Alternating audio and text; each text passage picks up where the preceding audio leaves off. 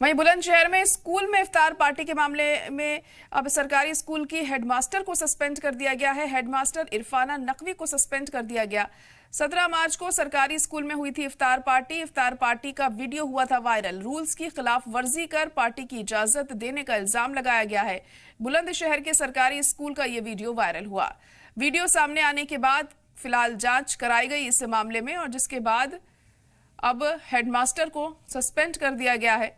17 मार्च को सरकारी स्कूल में इफ्तार पार्टी की गई थी और इसको लेकर तमाम सवाल उठाए गए, क्योंकि वीडियो वायरल हुआ, जिसके बाद इस मुद्दे को काफी उठाया गया और इसकी मुखालफत की गई। तो बुलंदशहर में स्कूल में इफ्तार पार्टी के मामले में फिलहाल स्कूल की हेडमास्टर को सस्पेंड कर दिया गया है।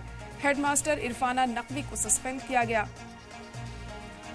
17 मार्च को सरकारी स्कूल में इफ्तार पार्टी हुई थी। इफ्तार पार्टी का वीडियो वायरल होने के बाद ये कार्रवाई की गई है। खिलाफ वर्जी, रूल्स की खिलाफ वर्जी कर पार्टी की इजाजत देने का इल्जाम उन पर लगा है।